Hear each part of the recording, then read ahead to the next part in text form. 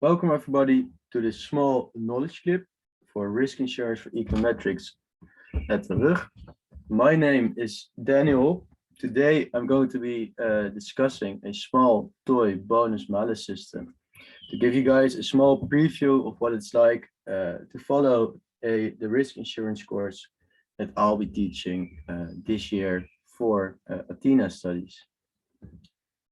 So to give you guys an idea of what a bonus-malus system is, I've got a small example of it and we're going to investigate it. So let's say that the premium C has to be paid if one or more claims are filed during the past 2 years. Otherwise, a premium A less than C has to be paid. So we actually have 4 cases.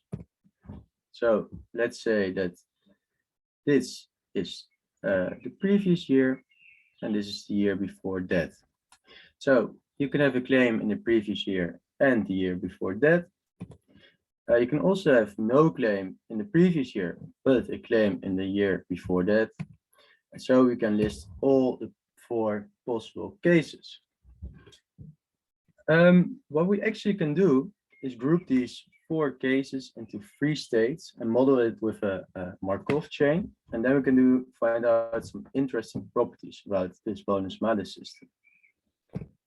So if we group these 4 cases into the 3 states, we have the first state, which is guilty. So that means that you've had a claim in the last year. So that's case 1 and case 2. Then you can also be on probation, which means that you have no claim in the last year, but a claim in the year before that. So you're almost claim free for 2 years. Lastly, you can be claim free for the last 2 years, which of course is case 4, and then you're innocent. So if we've modeled these states, now we just need to find out the transition probabilities. Well, let's say the claims are Poisson distributed. What does that mean? Well, that means that the probability that we have the amount of claims n is equal to n is equal to some parameter lambda to the power n times e to the minus lambda divided by n factorial. It's very common to model these kinds of counting distributions with the Poisson distribution. So we're counting how much claims someone files in a year. And then it's very natural to do that with the Poisson distribution. All right, so suppose you write P, which is a probability that someone files at least 1 claim. That's going to be equal to 1 minus exponent minus lambda. So this should be a minus right here. How did we get this? Well, if we fill in probability that n is equal to 0, then we get lambda to the power 0, which is 1, e to the minus lambda divided by 0 factorial, and this simplifies to e to the minus lambda. And then since n is bigger than or equal to 0, we find that the probability n is bigger than 0 is equal to 1 minus probability that n is 0, which simplifies to this. All right.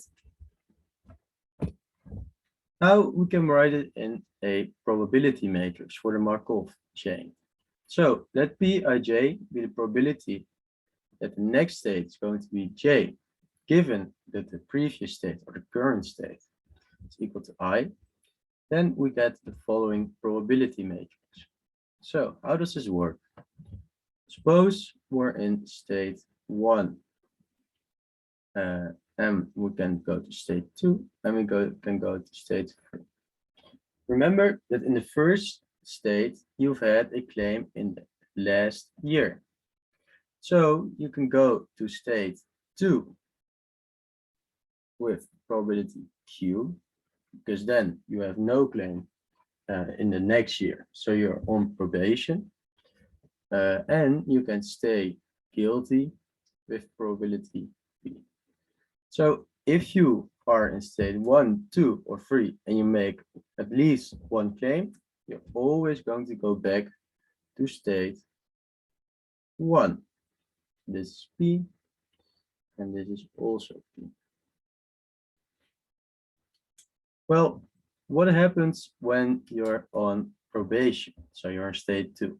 Well, if you also don't file a claim in the next year, then you can go to state 3.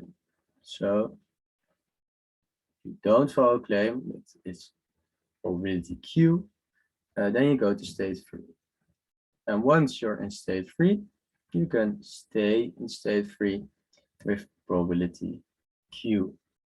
All right, so this is how we can translate this system, so this system of the 3 states, into this probability matrix. All right.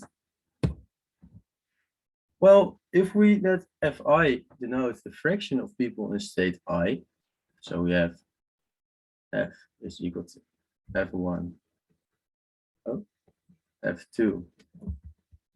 Let me quickly erase this. F1, F2, and F3, such that F1 plus F2 plus F3 is equal to 1. So please note this. Then what we can do is you can find steady state distribution. How do we do that? Well, what we can do is we want to find F. So this is a vector F, such that F is equal to F times P. So this is kind of like the eigenvector corresponding to the eigenvalue 1, only we're now looking at column vectors instead of row vectors. So what we can do is we're going to find this vector F. And then we found steady state distribution of our Markov chain. So how can we do that? Well, let's take a look. So we have F1, F2, and F3 should equal F1, F2, and F3. And then we have this probability matrix. So we're going to get to the formal definition of the steady state. This is just to give an idea of how it looks like. Well, if we first start off with the first entry, F1. So we get here F1 is equal to F1 times P, 2 times P plus F3 times P. So this is equal to F1 times P plus F2 times P plus F3 times P. Well, notice that we can factor out P and get F1 plus F2 plus F3. And since we're talking about fractures, fractions, this simplifies to 1. So we can conclude that our F1 is equal to P. So let's write it down a bit more concisely. So we get F1 is equal to P. Let's move on to the next entry. So we get F2. F2 should be equal to F1 times Q plus F2 times 0 plus F3 times 0. So what we see is that F2 is simply Q times F1. So that's Q times P. Now we can find our last steady state fraction, F3. What is our F3? F3 is going to be equal to F2 times Q plus Q times F3. So we get Q times F2. plus Q times F3. Well, first off, notice that this, we can rewrite this as 1 times Q F3 Q F2. And remember that we have P plus Q is equal to 1.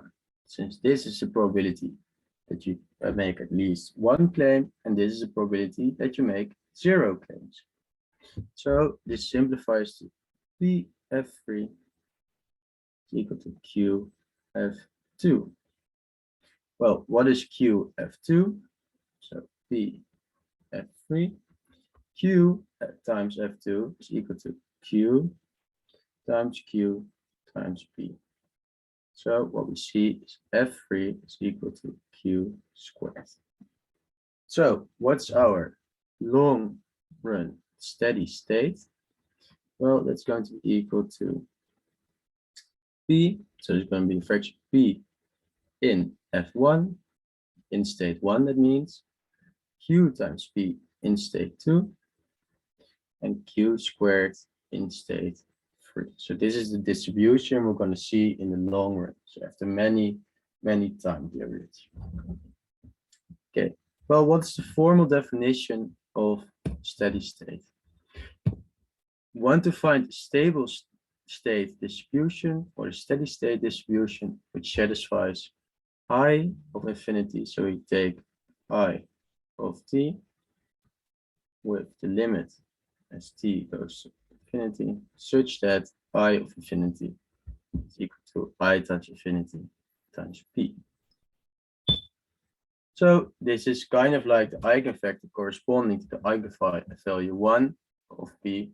But now we're not talking about the column factors, but we're talking about the row factors, right? So it's the left factor instead of the right factor. Eigenvector, I mean. Okay, well, what can we do? Suppose we define the Loy-Maranta efficiency as this. So we have some E of lambda is equal to lambda divided by B times lambda times the derivative of B of lambda with respect to lambda. Well, what is B of lambda? B of lambda is the steady state premium. So remember, our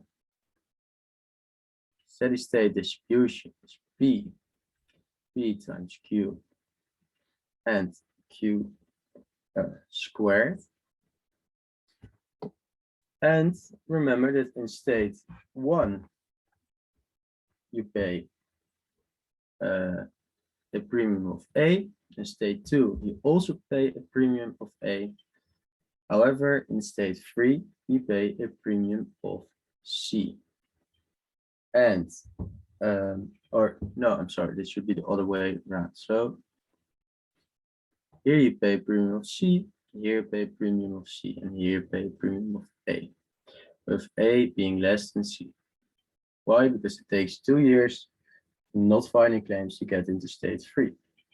And our steady state premium is simply C times B, C times B times Q, it's A times Q squared.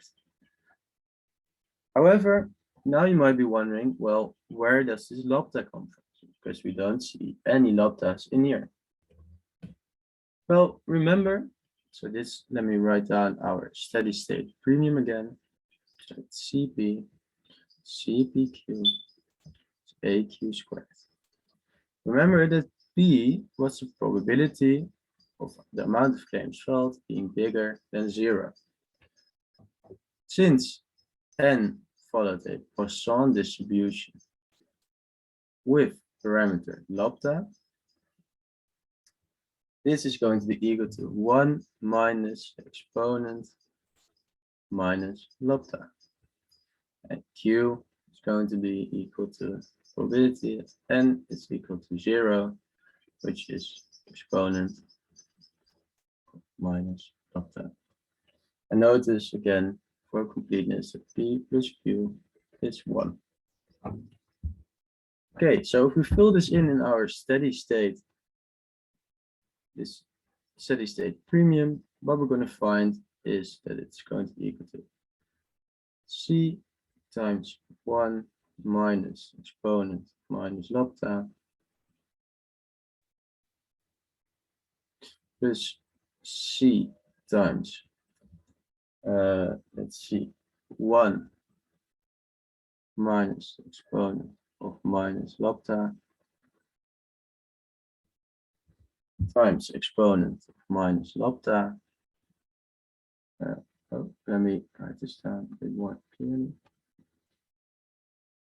Times the exponent of minus lambda plus a times the exponent minus lambda squared. So in other words, this is C minus C times e to the minus lambda plus C minus C to the power e minus lambda. This again times e to the minus lambda plus a times e to the minus lambda squared.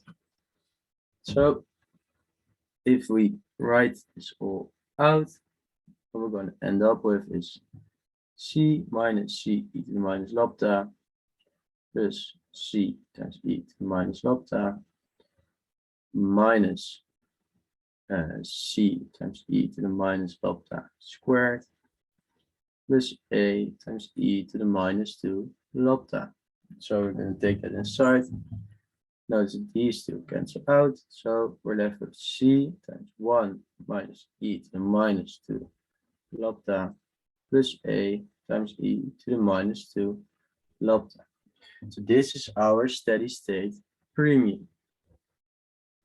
Now we can find our Loy-Maranta efficiency.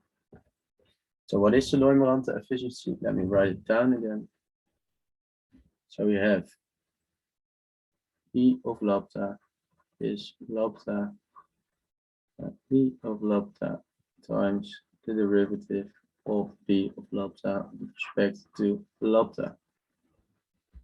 So this is kind of like an elasticity. So you might recognize this from microeconomics. This is the ratio of the percentage change in the steady state premium with respect to the parameter lambda.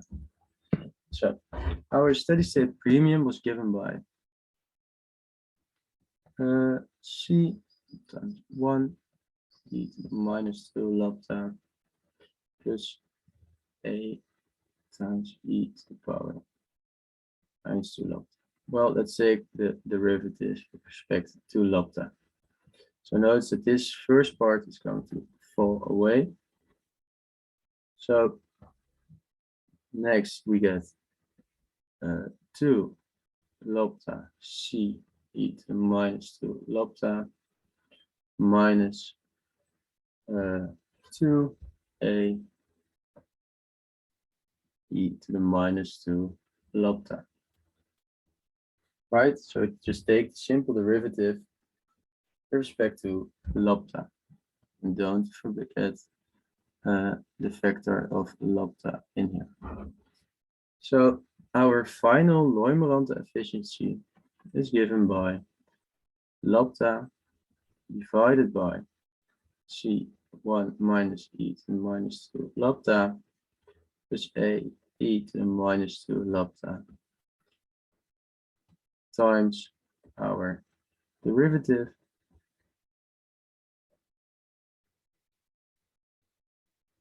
minus 2 lambda a e to the minus 2 lambda, which can be written as lambda, so 2 lambda squared times c e to the minus 2 lambda minus 2 lambda squared a e to the minus 2 lambda divided by c1 minus e to the minus 2 lambda a e to the minus 2 lambda. And if you want, you can factor some stuff out here. So if we do this C minus A divided by C1 minus e to the minus 2 lambda plus A e to the minus 2 lambda. So this is our final Loy-Maranta efficiency, which they might ask on the exam. So for bonus-malus system, a typical exam question is going to be write down the states for this bonus-malus system. Write down the transition matrix. So this is the matrix P that we found. Then you're going to need to find the steady state distribution.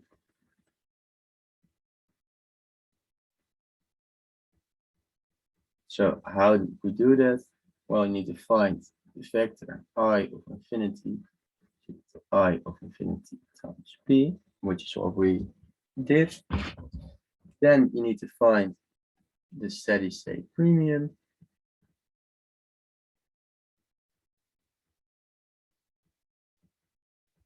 Which is simply using the steady state distribution, and you multiply each fraction with its premium, and then finally you can calculate the Loy-Maranta efficiency. All right. So this is your typical bonus-malus exam question for risk insurance. During my Athena course, I will cover all the relevant topics for your risk insurance exam. I'll be doing that in the same style by using, by thinking from an exam perspective. So I'll use exam questions to guide you through all of the relevant material. Yeah, so I hope to see you at my risk insurance exam training. Bye-bye.